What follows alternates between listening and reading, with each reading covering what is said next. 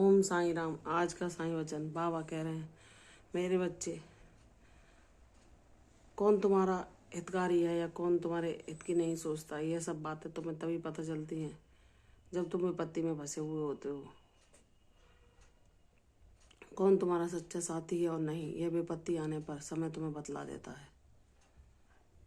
और तुम जिस पर भी विश्वास करते हो, जब वह विपत्ति के समय तुम्हारा साथ नहीं देता है तो तुम अपने आप को दुखी महसूस करते हो कि मैंने तो कभी सोचा नहीं था कि मैं जिस पर इतना विश्वास करता था वह विपत्ति आने पर मुझे ऐसे धोखा दे देगा। तो मेरे बच्चे, यही सच्चाई है।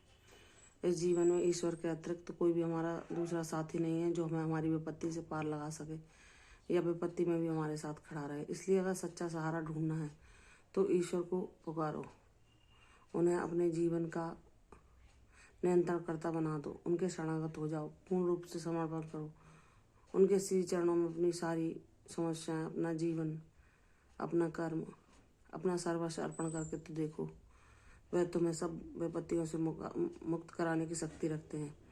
सिर्फ वही हैं जिनकी इच्छा के बिना पत्ता भी नहीं हिलता। वह चाहें तो तुम्हारे जीवन से सभी अभाव लुप्त हो सकते हैं और वह ना चाहें तो तुम लाख कोशिश कर लो, लाख प्रयास कर लो, कोई तुम्हें कितना भी सहारा देने की कोशिश करे, लेकिन अगर ईश्वर ना चाहे तो कोई भी तुम्हारी परिस्थितियों को तुम्हारे अनुकूल नहीं बना सकता। इसलिए मेरे बच्चे, सच्चा साथ पाना है तो वह ईश्वर की शरणागति है।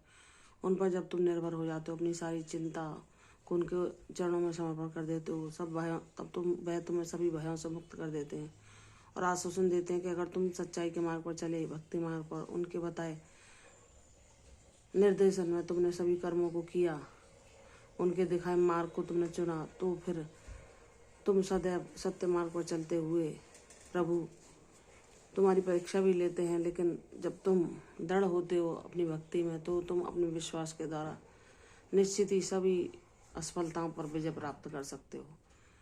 यह ईश्वर की कृपा के द्वारा ही संभव है। जब तुम ईश्वर को अपने जीवन का नियंत्रण करता, अपने जीवन रूपी रथ का सारथी बना लेते हो, उनसे ही कहते हो कि हे प्रभु, हम तो आपके शरणागत हैं, मेरा परिवार आपके ही रक्षा कवच में है, हम आपके शरण में हैं, हम आपकी छत्र छाया में हैं, आप जैसा चाहो करो, हमारी परेशानी आपकी, हमारी आपत्तियाँ आपकी, हमारी विपत्तियाँ आपकी, हमारा सर्व सुख दुख सब हमने आपके चरणों में समर्पण किया। जो आप जैसी परिस्थिति आप हमारे जीवन में हमें देना चाहें, हम उसमें प्रसन्न रहना सीख जाएं।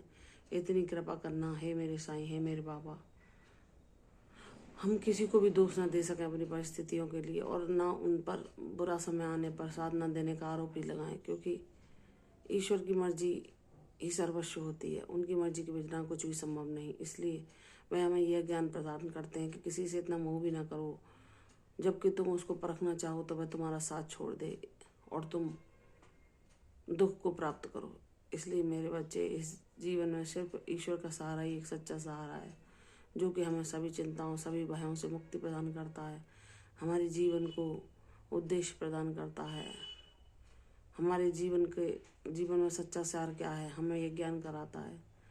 इसलिए मेरे बच्चे, अगर तुम्हें किसी पर निर्भर होना है तो वो है प्रभु, उन पर निर्भर हो जाओ, अपने साईं पर सच्चा समर्पण करो, तो वह तुम्हें हर अभावों से मुक्ति दिला देंगे। और जो भी तुम्हारे संबंधी हैं, अगर वह तुम्हारा साथ बुरे समय में नहीं भी देते और उन्होंने किसी हद तक तुम्हारा साथ दिया भी है, तो उनके भी उपकारों का कभी बदला उन्हें परेशानी देकर ना चुकाना या उनके प्रति अपने मन में बुरे भाव रख कर ना देना, क्योंकि मेरे बच्चे, ईश्वर के अलावा कोई भी कितना भी चाहे वह इंसान की परिस्थितियों को नहीं बदल सकता। सिर्फ भगवान में ही वह ताकत है कि वह इंसान की परिस्थितियों को बदल सकें। इसलिए मेरे बच्चे, जिसने तुम्हें साथ दिया है, भले ही थोड़ा सा ही सही, सबको धन्यवाद करते चलो, किसी के उपकारों का बदला अपकारों से ना चुकाओ, सबको धन्यवाद करते हुए, लेकिन विश्वास सिर्फ ईश्वर करो, शरणागत केवल प्रभु के हो